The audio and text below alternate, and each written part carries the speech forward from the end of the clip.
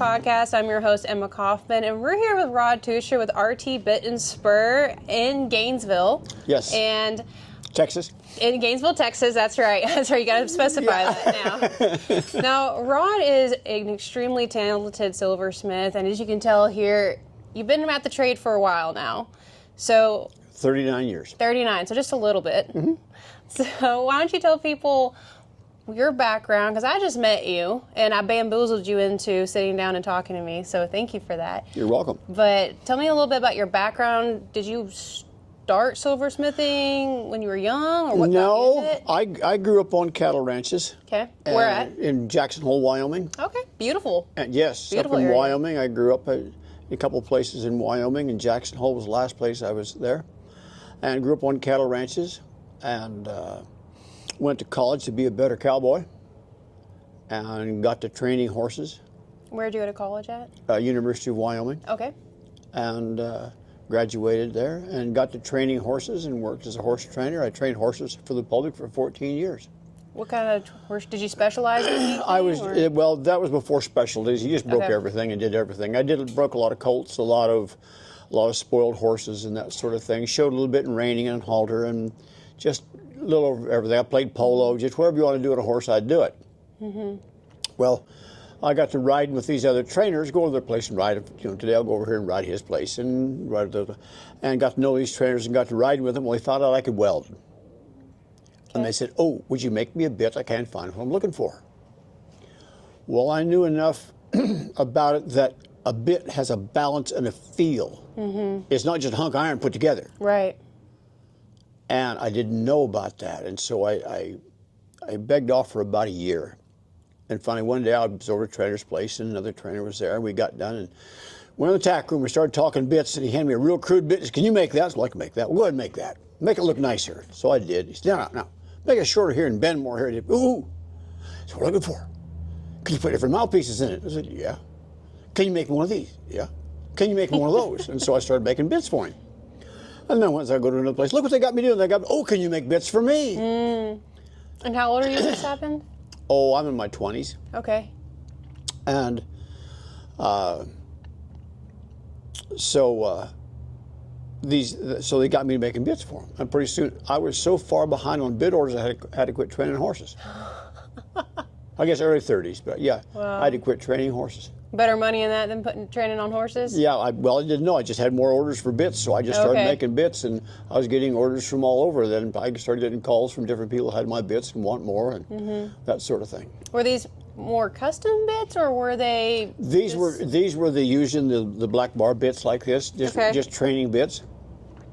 And I had one trainer. So things like these? Yes, I had one trainer that did clinics. Okay.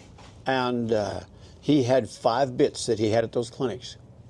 And so he would have about a dozen of each bit. And so when somebody would come out there and they'd tell him to go ride his horse, go lope horse around the circle and stop him right there and then turn him into the fence and bring him back and tell him about how to do that. And the horse would kind of stop after a while and pat around and lope back. "Here, put this bit in your horse's mouth." He did. He'd ride out there and all of a sudden he'd say, "Whoa," and pull, and the horse stopped like a dead-end street and spun around. "How much?" Yeah. And so he was selling these bits because he was telling me there were people that come to my clinics just to find out what bit to put in their horse. And so I was selling bits well there, and I had sent a horse to Gainesville, Texas. I was in Wyoming to be trained for reining. Because I know how to start them all and do it, but I didn't know how to finish a horse. And so I sent him to Gainesville, Texas. Sent him in January in a blizzard. And I called him up in February and asked how my horse is doing. He said, "She's loving this 70-degree weather." I bet so. And I took the phone off. I took the phone and looked at it and put it back to my ear again and said, 70 degrees? He said, "Yeah." I said, "How hot's it in the summer?" I'm thinking 120. He was high 90s. It's high 90s? Okay. And we talk about the horse. I hang up the phone, I look out a picture window, it's snow eye high to a tall giraffe, and it's 20 below. So I got to see this place. So I had some vacation coming in October from a place I was working in. And that October, I came down here and looked around and saw all these horse places and got talking. The next time I came down, I brought bits. And I sold enough bits and got enough orders to pay for my vacation. I did that for 5 years. I think, what would it be like if I lived here? And finally, I told my wife, we're going to Texas. And I loaded up, and she came kicking and screaming with me. Now, is she from Wyoming too? Well, or? she was originally from California, but she moved to Wyoming. Okay, gotcha. And we got married.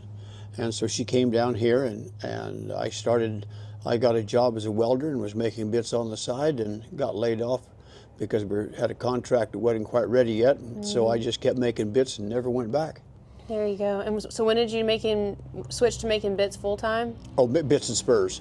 It was in about 90. So talk to me a little bit, because I don't think people realize and put as much emphasis behind the science and, like you said earlier, balance. And I really want to hit on that. I see your little friend over there, and I would love for you to demonstrate what people are looking at beyond just, oh, this is pretty on the outside of the sides.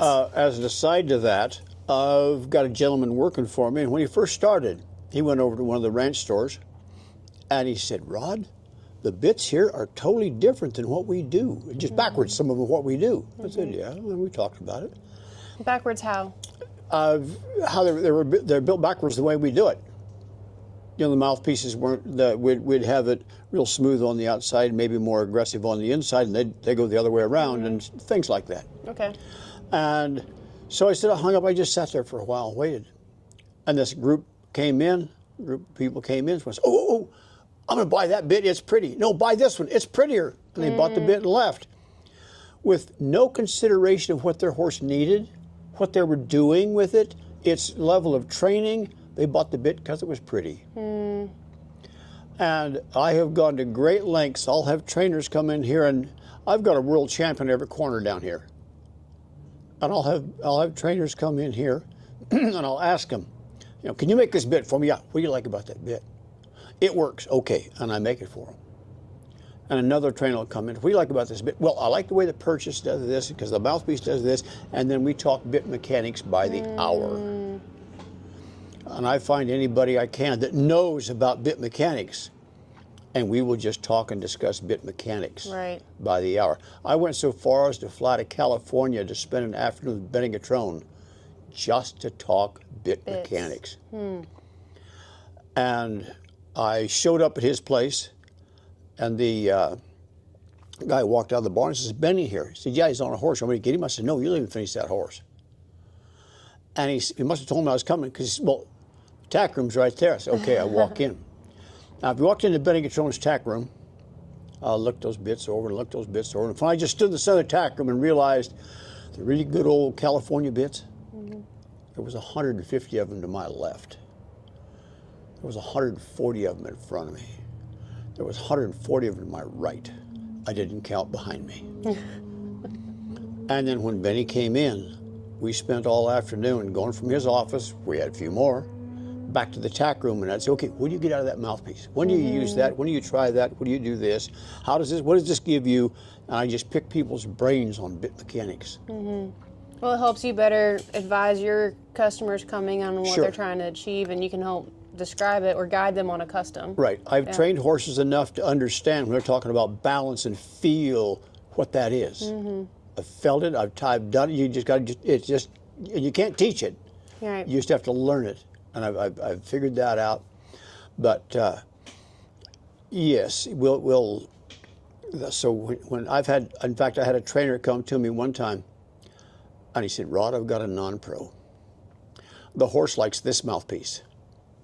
I want about a 7.5 inch side piece. And when that non-pro cues that horse, I want the signal to get there next Tuesday. I said, okay.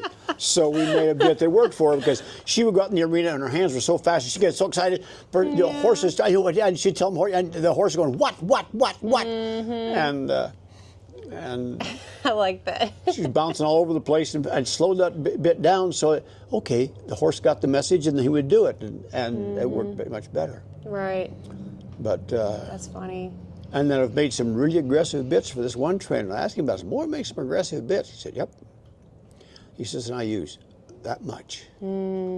He said, I got the whole army behind me. But I'm working on one more, I just, that much. Right. And the horse responds, and away we go.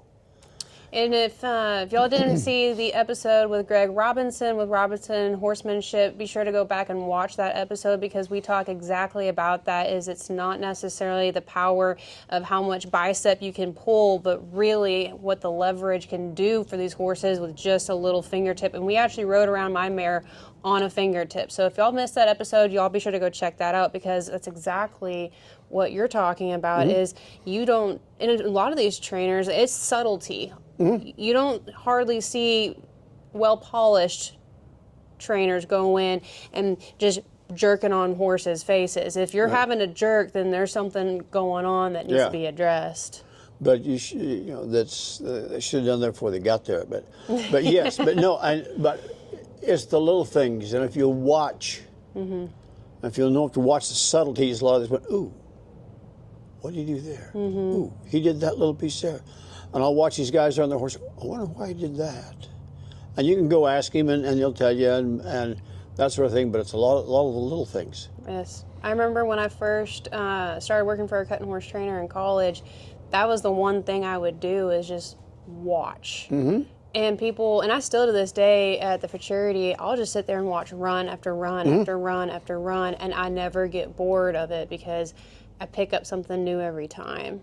So I think there's a lot to be said by watching, and a lot of it you can't even verbalize it. You know, when someone asks you how you did something, like, I don't know, I just did it. Yes. A lot of these guys are doing this out of muscle memory. It's just, you just normally, just naturally, dump. What'd you do? I don't remember it. I've done dump so much that it's just natural progression. Till it feels right, yeah. And I worked with one man that I thought this guy walked on water. Noel Skinner in Utah. And I went to ride with him.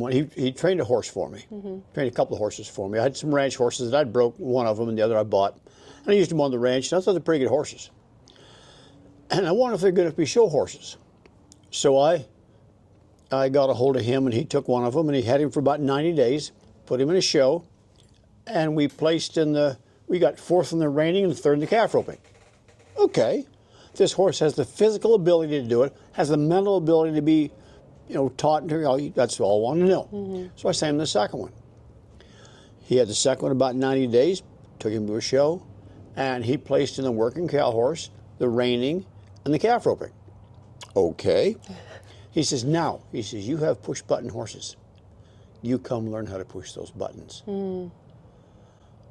And it totally amazed me. I went down there, and I walked in, and I walked in at the other end of the barn from where he was. I'm walking down there towards him. As I go by this one colt stall, this colt blows the back of the stall and rolls in his nose and snorting. I went, Jiminy, I just walked by. And before I got down there, the horseshoer walked in on crutches. He'd walked in that colt stall too quick, and the horse kicked him, broke his leg that Friday before. Oh, goodness. So I get to talk with Noel, and he gets me started, and I'm warming horses up for him, and I know it, but it's a day-long lesson. I'm riding. He said, no, put them out. He put the here. No, you need to do this. Set the head, and you want to, when you're loping, you want to just see that eye, just see it, and this, and just roping a horse in a circle properly. That took me a long time to know how to just lope a horse in a circle properly. Right. Yes. And so I'm doing this. I'm eating this up. I'm loving it. And one thing he told me when he first started, he says, now you want to fight a horse. He said, you just get a horse, go out there and fight him. You want to train a horse, I'll show you how to do that. And so I said, well, I want to train one. And so we went through there, and about halfway through that morning, he said to me, he says, now, he's in that colt stall, and put a halter on him, and I'll show you how to break 2-year-olds. It was like it was yesterday. I'm walking down that barn alley, and I'm looking at the floor and saying, get in the putty knife and bucket to pick me up. And so I ease in there and slip a halter on that colt and bring him out. And we cross time. He takes a saddle blanket and kind of wads around him and just gets him kind of used to it, puts it on there, and throws a flat seat cutter on him, saddle. I laughed right out loud. I was used to the big ranch saddles and roping saddle, Yes, sir. rope anything, and That's right. hit the other tree, whatever, it doesn't matter, it takes everything. And then I got on that saddle. I went, whoa, I could feel my horse. I got to get one of these. But anyway, we took that horse out. I thought it was interesting. Put a bit in his mouth and snaffle in his mouth. And he took him out there in the round pen. And he was sitting there and he just took the reins between his front legs and tied him over the saddle. Made him tuck his head about half an inch. Just there. And let him be. And that horse figured out that to get rid of pressure, tuck your head. And you don't throw it in the head. No, you tuck your head and there's no pressure. And then he turned him to the left and turned him to the right. Worked with him a little bit and said, let's go to lunch. I did not have a good lunch. Left the horse in the arena? Yep. Yeah. And so then I got back in again. He fooled around with him a little bit. We went into a roping box and he closed the gate on the roping box. He says, now, jump up and down beside him. Now get on the other side and jump down beside him. Now jump down and bump up against him, both sides. Now put your foot in the stirrup, get up and down, both sides. Now get up, sit down, and go on off the other side. I go back and forth, and I did that. He said, now sit there, and I did. He said, I just rub on him with your legs and your feet, and rub on him, okay. He said, now, pull on that left rein and on your right foot, bump him on the right shoulder. I said, no, you're awful brave with my body. And I did that, and the horse just turned so easily. Really? Yeah, I just went around, and I quit, and he quit. I turned the other way, and he did. But what he did, when you turned that horse from the very first time you touched him, on a left turn, you took your off rein and just laid it on his neck. No pressure, no pull, just laid it on his neck, then pulled here, bumped him on the shoulder. Other way, laid it on his neck, pulled here, bumped him on the shoulder. He was starting neck reining from the first saddle. Interesting. Because as you progressed, you just lay it there and the horse would turn. He knew what was coming next. And interestingly enough, you got there and you wanted him to stop. You took your reins and you just run up the side of his neck and then come back and left, right, left, right, left, right. You never did both together. Right. Because the nutcracker effect. But you went left. Of course, we're doing all this at a walk at the beginning. Left, right, left, right. Okay, it stopped. And it didn't take long as you progressed. When you run up there and sat down and said, whoa, that horse parked his butt. You never got to his mouth. Huh. And how many rides did he have before this? It depended on the horse. Right. The one that you were talking about? Oh, he'd never been ridden before. Okay, that's what I thought. Yeah, he'd never been ridden before. Wow. But that's how we started him. And he's telling me all this in the roping box. He gets in and I'm doing all this. And then he said, yeah, when you get ready, come out in the arena. And I said, okay. And the horse took a big breath. I made another circle. We're ready. I opened the gate, walked out, and I walked around the arena and trotted around the arena. Stop. Walked around the arena, trotted around the arena. That's enough for today. Huh. And I got off, and that horse was so nice, and I rode him the rest of the week.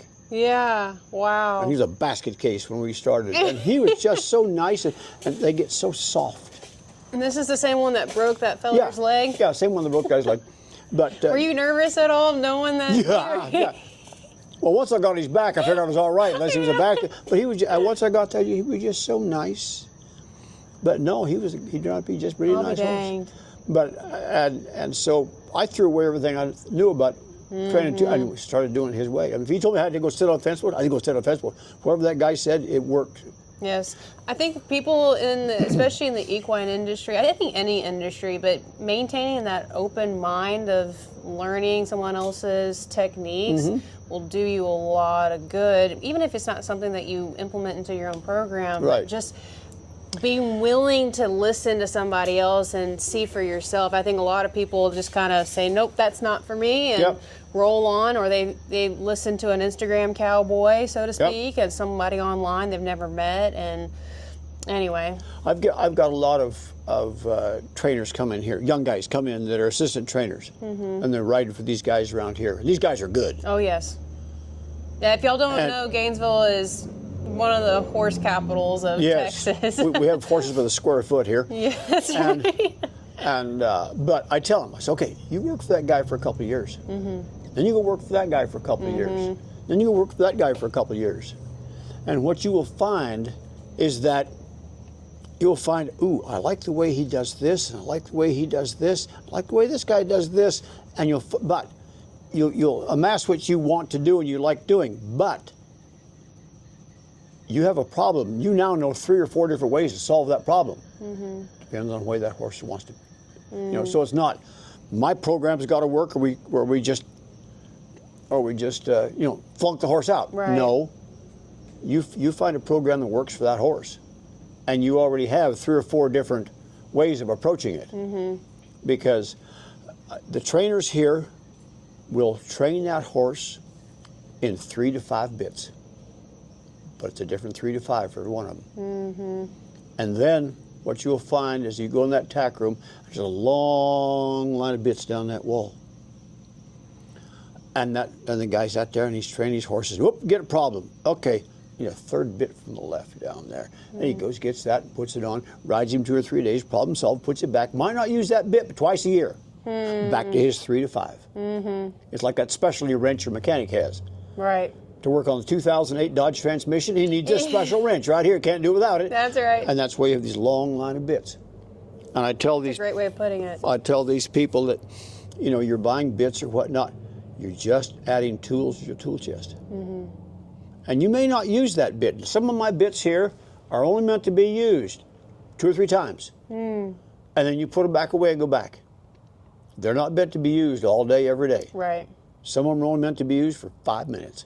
I think, well, a lot of people get comfortable, especially maybe more novice riders. They get told, oh, you should ride in this bit, or you should ride in this, and then they stick to it. I've been guilty of that too, where I was like, okay, this bit, whoa, this is a heck of a lot different. And now that's my day-to-day bit. Right. When really, looking back, I should have just rode it for that day or two and then switched back. And so I've been learning a lot. I think we learn a lot more by our mistakes than anything else, but you're in the unique position that you get to hear, you get a wide variety. You got roping trainers, you got cutting horse, reining, you got everybody. Cowboys, everybody. Oh, yes. But another thing that you often don't do as a novice person, you have a regular snaffle on, and you're riding with a regular snaffle, and you're getting along there, and pretty soon you get dull to it. Well, I'll go get a twisted wire, something more aggressive. You get the twisted wire.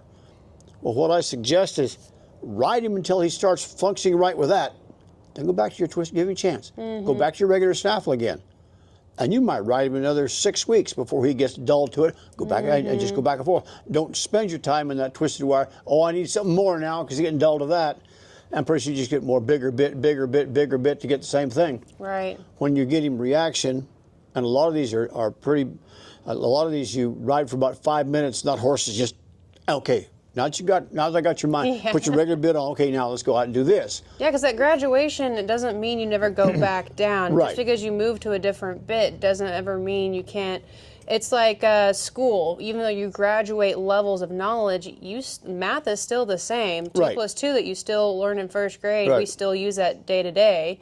So in layman's terms, that's the best way I can phrase that, because, again, we've discussed this before on the podcast, and I'm glad you're bringing it up now, the importance of changing things when it comes to what you're putting in a horse's mouth, changing and not being afraid to revert and go back. If you feel like you've accomplished that task or accomplished what you were trying to get, maybe back out of that more aggressive bit. And like you said, give that horse a chance, because I don't think we often give that horse a chance, and like that is now the new bit, and there you go. Another way of looking at it too, you advance in these bits.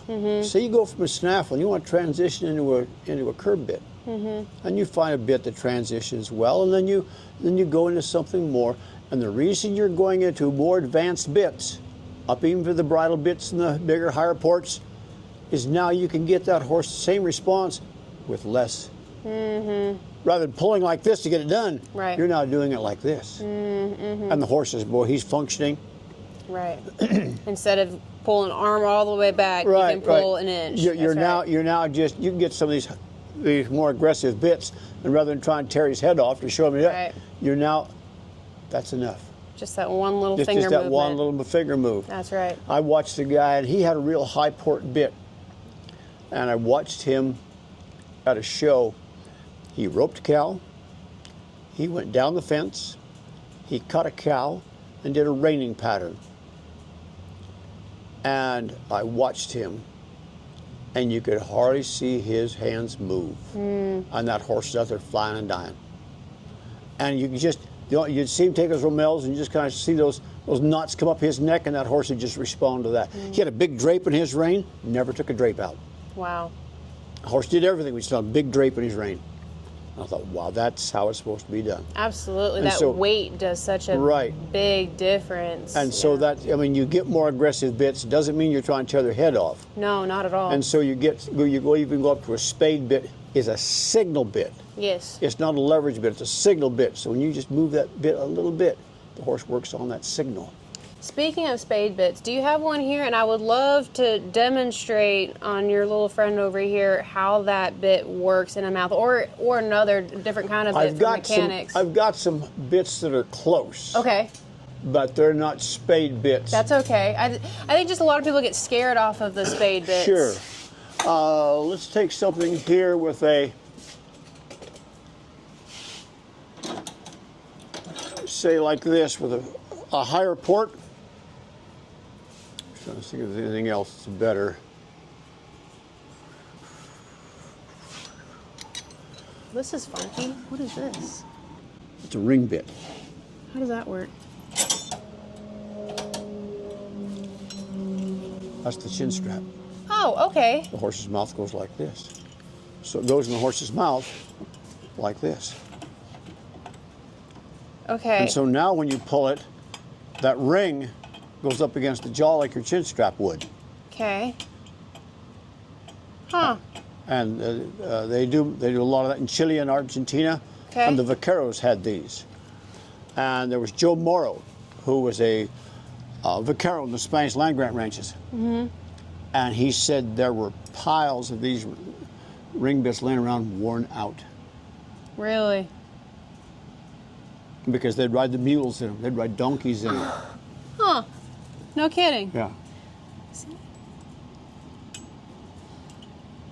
And this is not legal to show in, but if you're training your horse in this, and he's used to this and working really well, then this one you can take the ring off, spins out, take the ring off, put a chin strap on, and go show him. Huh. Ain't that something?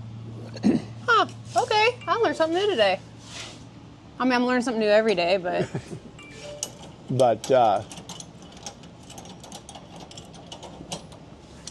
But if you get a bit, I'm looking for one empty. Here, try this one. This has a higher port, and I think of a even higher. Okay. But what you do is you'll have this bit. This has a J-box connection. The California riders, the vaqueros, would use that, and it allows a little bit side to side, but mainly this. And that's all it moves. And when you put that in the horse's mouth, if that bit does this, that horse hears that and works off of that. And he'll find that you're riding along, and you can see that tall port. If it moves like this, he works off that signal. And some people say, boy, that just really hurt the roof of his mouth, etc. He's holding this like this. And so it works. He could feel that signal, and he works off of that signal. And say, boy, you could really hurt the roof of his mouth. If you have your chin strap on right, it won't hurt that roof of that mouth. It'll go to a certain point and stop.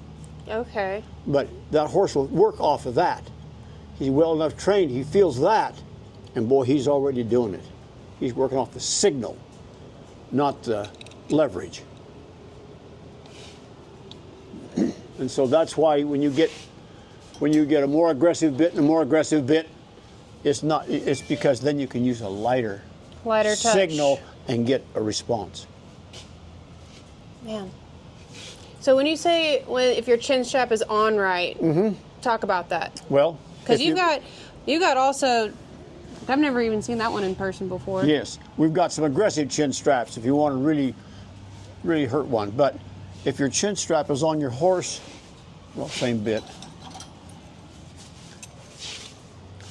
if your chin strap is on your horse, as this goes forward, you're pulling on the chin strap. Well, if your chin strap's right, that's all the forward it'll go. Okay. And then you're bearing pressure now on the bars. Gotcha. But it won't go like that. It'll stop. It'll stop at a certain point. So talk about the aggressiveness on some of these straps over here. Now, on an aggressive, same thing with a mouthpiece or a chin strap, the finer it is, the smaller that mouthpiece, the more aggressive. Okay. The larger, the softer. Okay. It's just the area that it covers. Okay. And also, if you have a bit that is heavier, that amplifies what you're asking that bit to do. Okay. The amplification of pulling on it and the amplification of giving it back is more. It amplifies that response. Interesting. Okay. And so they feel it more. Now you get a small one like this, that's really aggressive chin strap. And that's why you said this one over here. That's So- something right there. This right here would be more aggressive Yes, than, because it's say, real fine. this right here. Yes. Okay. And that's even more aggressive because there is no give, as opposed to something like this, which there's give and flex. And that, you come to an abrupt stop right there. And this is a real mild mouthpiece here, or chin strap here. Right, your typical leather ones. Yes, typical leather ones. And so you do that. And just like your mouth, that one I just showed you, is being really thick here, is soft. Where it has a higher port, but it's really soft here. And you see on the inside here, I have a horse and rider and a cow. Oh, that is cool. I don't know if you can catch that on film or not.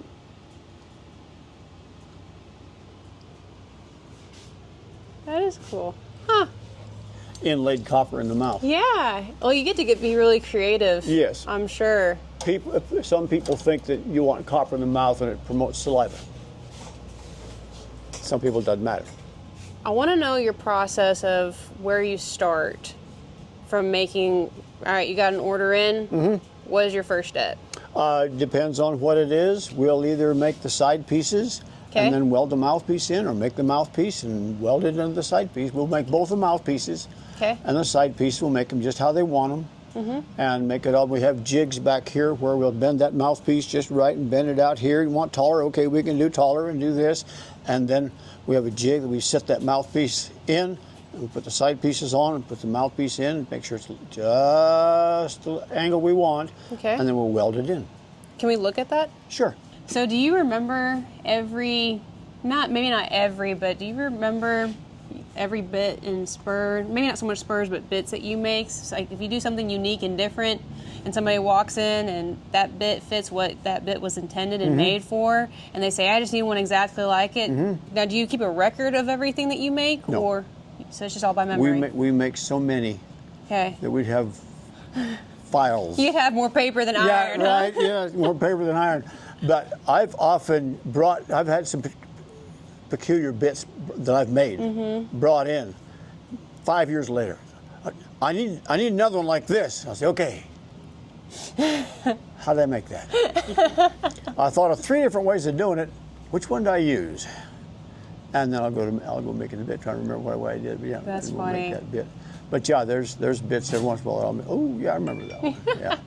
Well, speaking of it, let's go back over here. Now, all along here, Okay. down here, level, and some back there are all the jigs we have for making side pieces and mouthpieces. Okay. And so we'll do that. And it might be as simple as this right here. We'll put this in a press, put a plunger here, like this, put the piece of metal across here, and push it up to 1.5 inches, 1.75 inches, 2 inch. We'll just push it up to where we need to stop right there, and that's the port we need. Wow. Or if we have something special,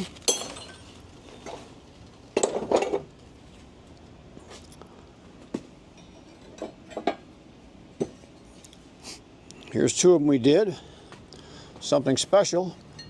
We'll take a piece of iron, bend it around here, drop it down, bend this one here, bend that one there. Wow. Huh.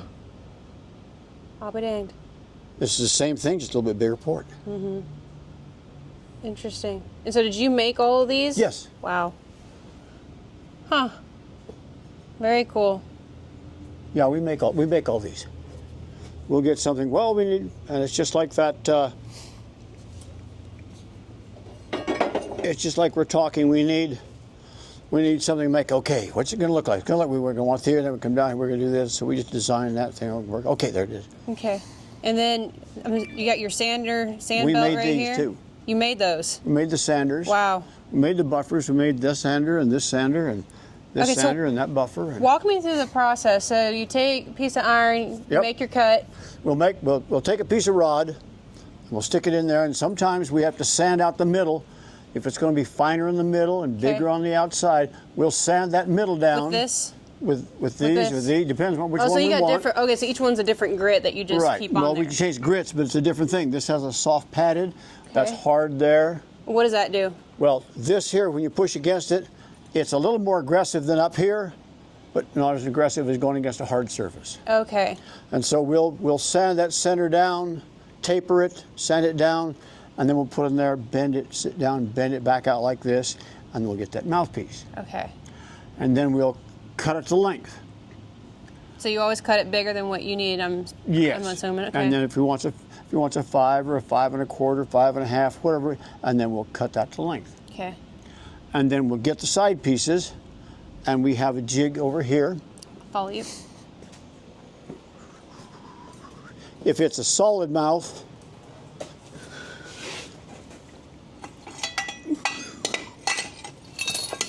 in fact, there's some snaffle bit mouthpieces we're making.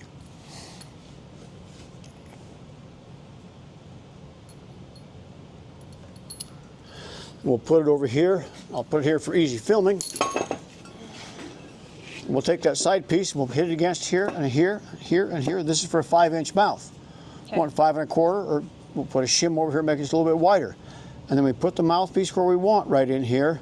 Tip it just the way we want it, and put shims underneath there to hold it, and then we'll weld it. Interesting. Take it out. Okay. And there you have it. And there you have it. And there you If you want it swiveled on the side, we'll make it like that, where we weld the side pieces in, and then we'll take that bit and we'll put the side piece on, and we'll drop that mouthpiece right through here and weld the side piece on. On this case, it would be right here. Mm-hmm. So hold it in place a little better. Hold it right here, and so and it'll hold that right there. And we'll weld the side piece here and here. Take it out, turn it over, do the second one, put it on the floor and let it cool. Wow. And then I'm assuming it looks like this? Yes, it'll look like that then.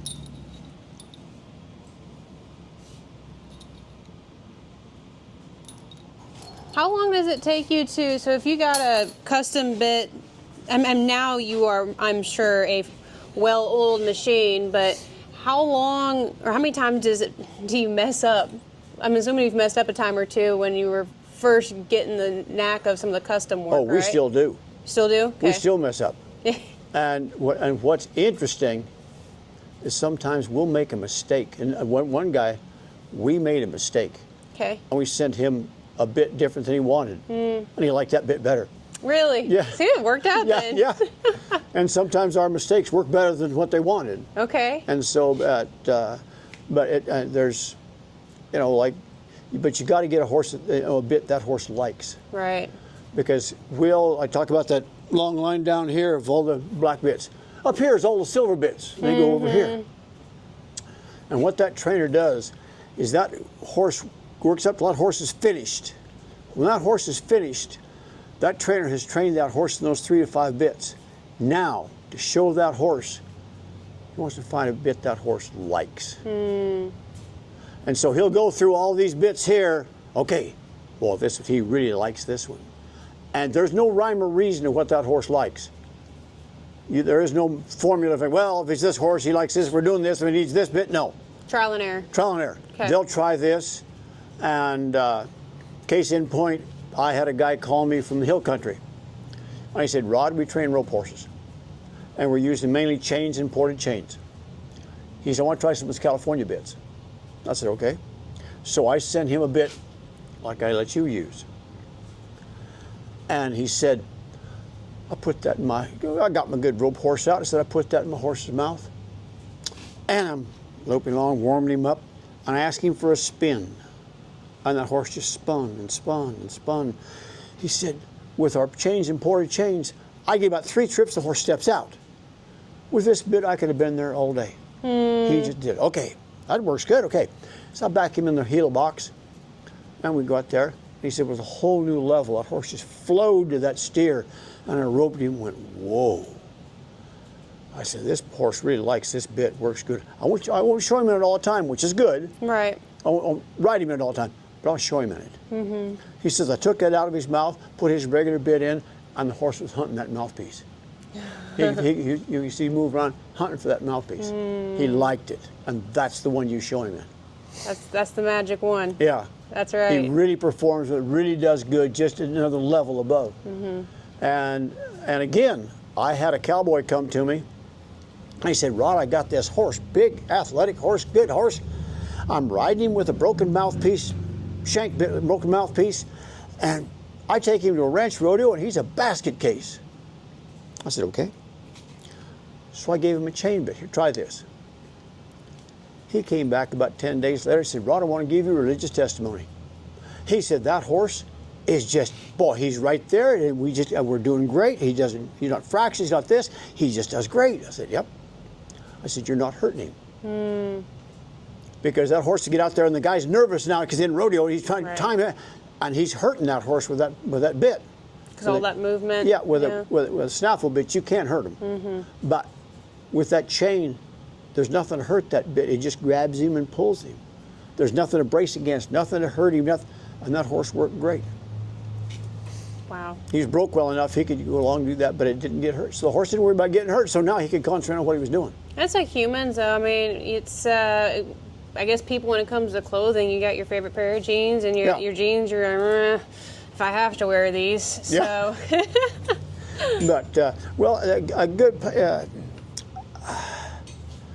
yes, a good way of thinking about that, like a pair of boots. Yes.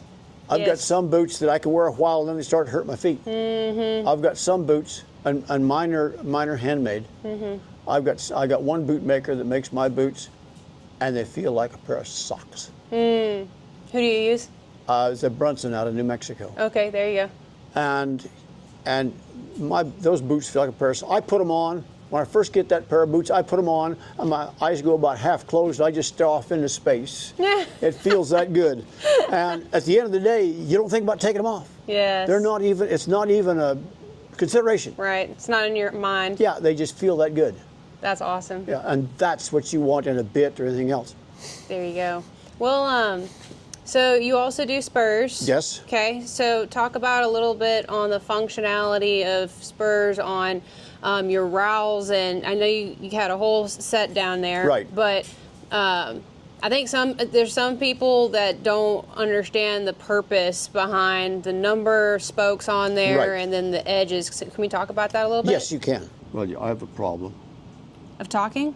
When we start talking about bits, spurs, and dogs, I love it. Dogs, cattle, and horses. I love it. The sun will rise. I'll say, it was at that time already. I'm right there with you. So how many hours in a day do you usually put in?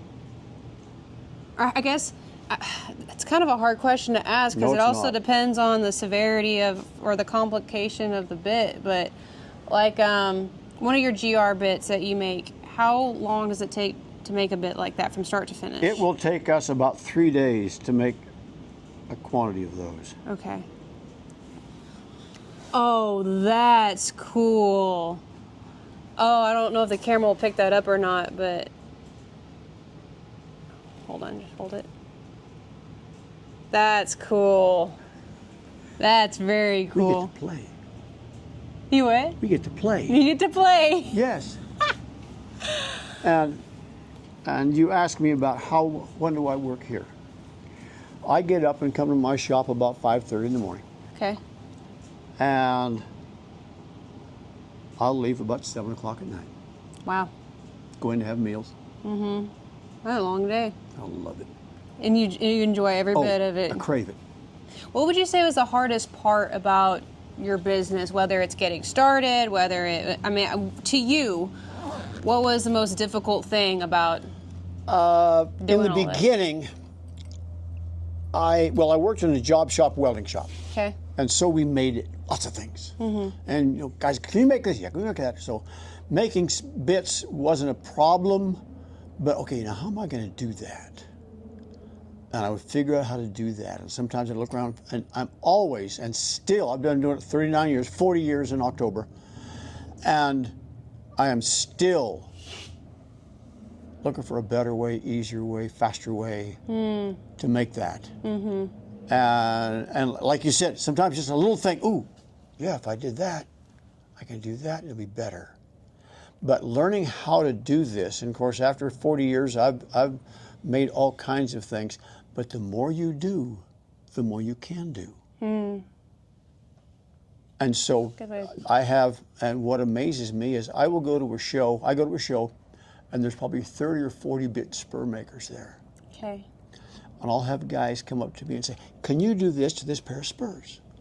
Oh, like alter it? Yeah, alter it. And I said, yeah, I can do, but I said, but the guy made it, so over there, I know he sent me to you. And one time, the maker brought him over. Wow. I said, can you do that? I went, well, yeah. Yes. Okay. Well, that's a testament to your talent and how well you're respected in the industry. I love doing it. That's awesome. I crave it. I make myself stay out of here on Sundays. That's good. You need a break. I just unwind, and the next Monday morning I'm charging up after it again. So let's talk about spurs. Sorry. No, do not apologize. Now, let's talk about spurs real quick. Here is a variety of shanks. Okay. Just like on a bit. Yes. Yeah. Okay. I do that, and we make more than this. Right. Okay. But they say, oh, can you make, like the guy that was just in here, can you make that? Yeah, I can make that. And just no doubt in my mind I can make that. It's not even anything I've got, but yeah, we can do that, no problem. Sure. And we cut all these here. Okay. We don't buy them. Right. There's a lot of guys that buy and assemble. But I made this out of protest. There was a bit and spur maker I knew, and I saw him at a show, and I'm standing there, and a lady walked up asking about a pair of spurs, and he said, okay, you can pick from these 3 shanks, these 2 band sizes, these 5 rowels, and these 4 silver designs. So real quick, for those who don't understand, name off the parts so that way people understand. This is the shank, this is the band, this is the rowel. And so he had 3 different shanks he did, 2 different bands. He had a 1 inch and an 1 1/4 inch, and like 5 different rowels, and then 4 different silver patterns, and they could pick from that. Well, most people don't have a clue, so yeah, that's enough. But I said no, that's a job. You don't make so many different kinds, so that's what I put all this up.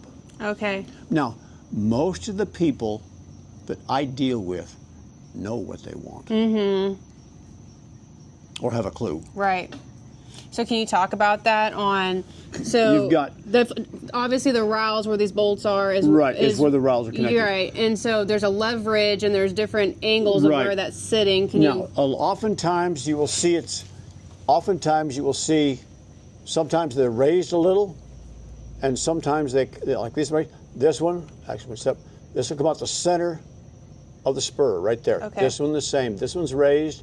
This one, and so you'll see it. But we can raise them and lower them too.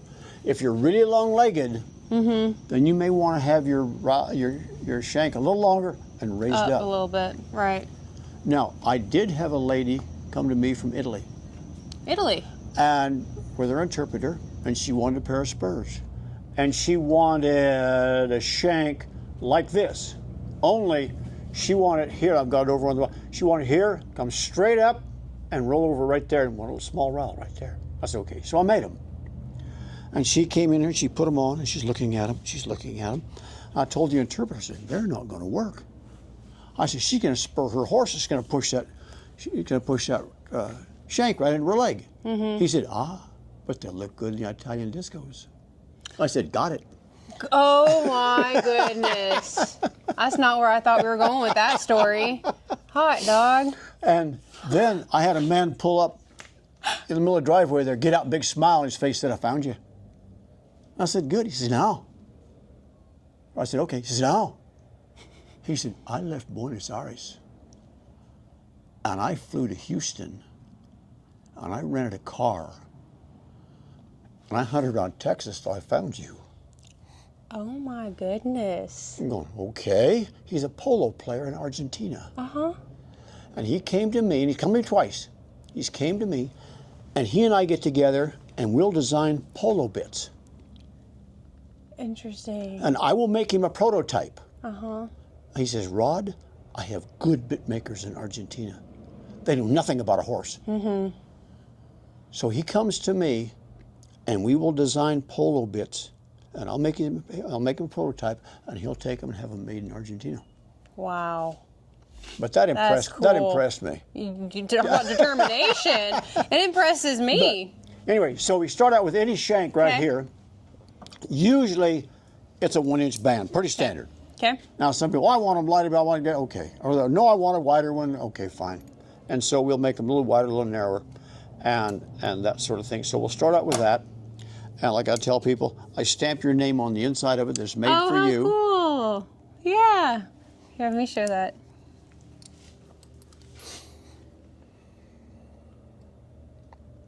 That's cool. Now I hope I hope your podcast does well, but I don't want to get out too far. The man that ordered these spurs is from Panama. Okay. And he'll never pick them up. Okay. I had a pair of his, and they were here for about 3 years. Wow. And a guy came and looked at me. Oh, I know that guy. He said, I'm going to go visit him next week. I'll just pay you for the spurs and take them to him. I said, okay. So we went. Right.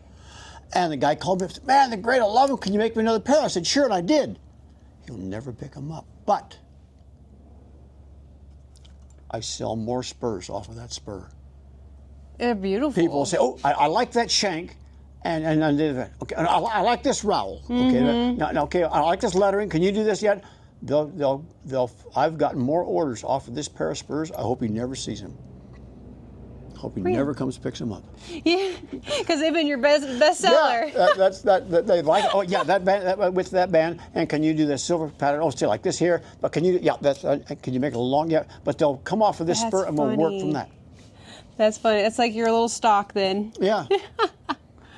Oh, wow. All right, so let's talk about rowels then because... Okay, rowels? Yep. We have a variety of rowels here, and I'm sorry for the mess. No, you're fine. But what you end up with is, just to give you an idea,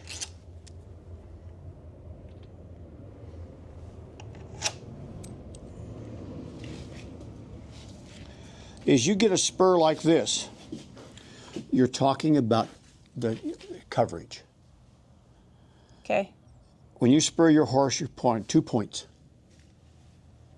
That's it. Okay. 2 small area. Here, you're on 3. And it's a real wide area. This one was small.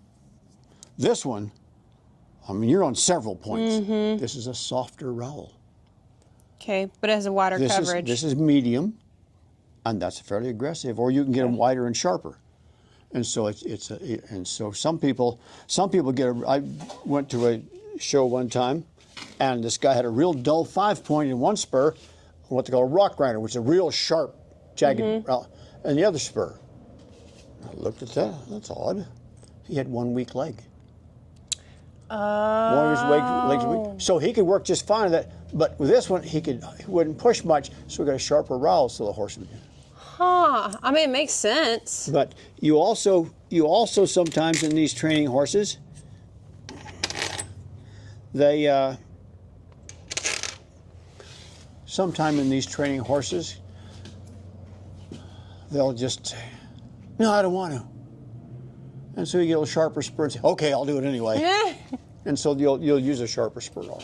Do you typically have, what rowel type do you typically sell the most of? Probably the medium 10-point, medium? something like this here. Okay. But and you will see these trainers, if you watch these trainers, they'll say, oh, if you really hurt a horse again, yeah, that's not the point. They're not going way out here and go, home. They're not doing that. They're just pressing it in there and kind of rolling it up there. They're pressing it, kind of rolling up their ribs like that and get that horse to raise up and move over. And a lot of guys will be riding on the push the calf of their leg into that horse. If he doesn't respond, then they'll touch him with the spur. Right. Or take that spur and just kind of roll it up a little bit. Not jab him, but just touch him into it and just roll it up a little bit. Boy, the horse then he moves away. So it's not a case. And there's another case of, it's a lot less. I could touch that horse with this and he'll respond. I've kicked horses till my boots fell off. And they told me. So when you have a spur like this, then the horse doesn't tell you to go blow it out your ear. And he moves. That's like we were talking about with bits, where you're pulling back versus just one little movement. Right. But you have to know what you're doing. Right. That's the key to it all. Yeah. Awesome. And so they'll take it and they'll just roll it up their ribs and they'll move it on, or their belly, and they'll move it on over. Man, it's a lot of science to it, and I appreciate you and your expertise on understanding what horses respond to. So your background in the training it is very evident. It has absolutely made you a genius when it comes to understanding leverage and how a horse would respond to different weights and widths of all different sides of bits and spurs as well. So I've loved every minute of this. And well, thank you. Thank you for your time. And for me I get people coming in and say, okay. And I had one lady come in, and I'll tell you a second story. I had one lady come in and say, okay, I'm doing this, my horse is doing that. What bit do I need? Well, first of all, I don't know her horse, don't know how she rides, but from what you're telling me, you're on step 5 and she missed something on step 3 because she doesn't have the foundation to go to step 5 yet. Right. Once you give her that foundation, then you can go on, but she's missing a part. Right. That's why she's doing that, and bigger iron won't help. Right. You go back and redo and get her doing this and this and this. But it's all part of it, and like I said, for me to tell you what that horse wants, I don't know what that horse wants or needs because I don't know how you ride. Now, I had a customer, husband and wife team, and whoever left the house first in the morning, start number 1 horse, and they just go through the barn. And she would ride that horse with a different bit than he did. Because her body language was different, her hands were different, and so the horse worked for her with this bit, worked for him with that bit. That makes, and that's another point, is that it's not a one-size-shoe-fits-all type of scenario. It does heavily depend on the rider, skill set, knowledge base. Right. So. And I've had a lot of trainers and tell me, and they can show them. They'll get on a horse, this lady's having a terrible problem with, and they'll get on it and ride around a little bit, and all of a sudden that horse is just going great gun, stopping, sliding, stopping, just with very little movement. Okay, take your horse back in there. I didn't know my horse would do that. Well, we won't tell you to do this. That's right. And so that's because they know how to make that move and when to make it. You can't teach timing and feel. But they've got it. They know how to, okay, if I resist, okay, now the horse does this, okay, good. And now the horse does this, and we can do this. And if I time it just, and now's when the cue right there, yep, okay. And the horse is just performing like a champ. They couldn't get it out of a lope, or they couldn't get into a lope, And so I've seen that happen. Man. And then they'll get to, okay, now here's how you do that. You do that now, do this, do this, do this. There you go. And before long, boy, they're 3 levels higher than they were. And here you are. Yeah, here I am. Here you are. Selling them their boots and spurs. Yes. Well, Rod, thank you so much for taking the time and showing us around. Do you want to tell people how they can find you so they don't drive from Houston and hit all random spots to try to find you here in Gainesville? Well, it's a real educational way to get to me, though. It is. It's a fun trip. I see miles and miles of Texas now, but it's true. But no, I'm in Gainesville, Texas, and you can come by my shop or you can call me. 940-736-0301. And there you go. And call me up and tell me what you need. Send me pictures or send me a drawing, and then we'll go back and forth. And we just have so much fun playing. That's awesome. Well, and y'all be sure also to check us out on our website, weranchadvocacy.com. There is an interactive map, so in case you missed that, check us out on the website. There's a map that you can actually find all of his contact information. And Rod, thank you again. It has been an absolute pleasure. You're very welcome, ma'am. Thank you. I learned so much from Rod on this episode, and I hope that you did too. As you can tell, he's very passionate and knowledgeable about the equine and, of course, the bit and spur industry. Y'all be sure to check us out on our website. It is weranchadvocacy.com. There is the interactive website, and if you want to be a location or a sponsor, shoot us a message on the website. Y'all be sure to like and subscribe. We are on Facebook, Apple Podcasts, Spotify, and, of course, all the social medias, TikTok, Instagram, and we hope to see you next time. Y'all have a great day, and God bless.